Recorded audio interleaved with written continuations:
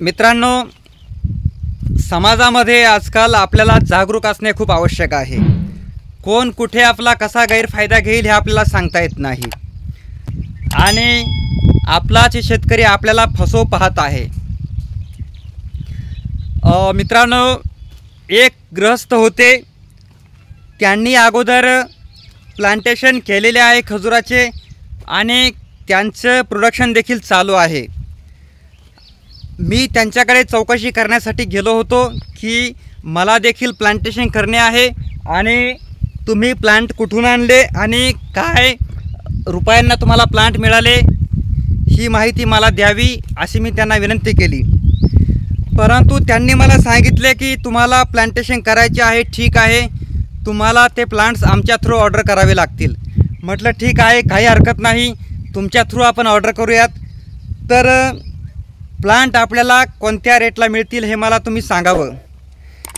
तर मित्रांनो, ज्यावेळेस गुजरातमध्ये जो प्लांट आहे ते प्लांट्स 4050 रुपये पर प्लांटनुसार मिळत होते, त्यावेळेस त्या गृहस्थाने मला 6000 रुपये पर प्लांट असं त्याचं प्राईस मला सांगितलं।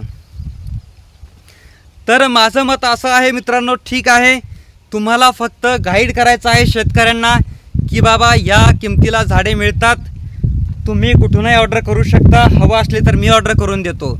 तुम्हाला त्यामध्ये कमिशन मिळवायचं असेल तर तुम्ही तेही देखील मिळवू शकता।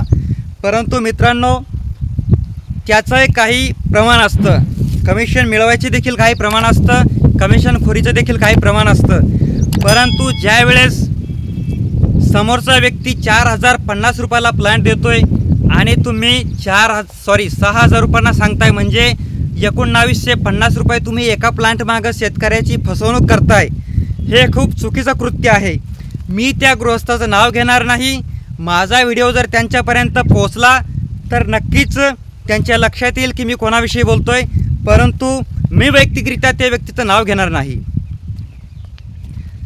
कमिशन कमावो तुम्ही, मान्य आहे, कमिशन घ्यावं, काही हरकत नाही, परंतु त्या कमिशनखोरीचं देखील काही प्रमाण असतं। मित्रांनो, एका झाडामागे जर तुम्ही 1950 रुपये शेतकऱ्याची फसवणूक करत असाल तर ही खूप चुकीची गोष्ट आहे।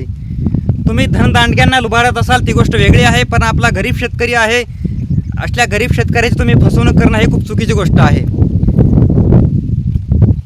तर मित्रांनो, आपण आज प्लांटेशन चालू करणार आहोत। आपण प्लांट्स आणलेले आहेत, खड्डे खोदून झालेले आहेत, त्यामध्ये शेणखत देखील टाकलेले आहे आणि फक्त आज आपलं प्लांटेशन बाकी आहे।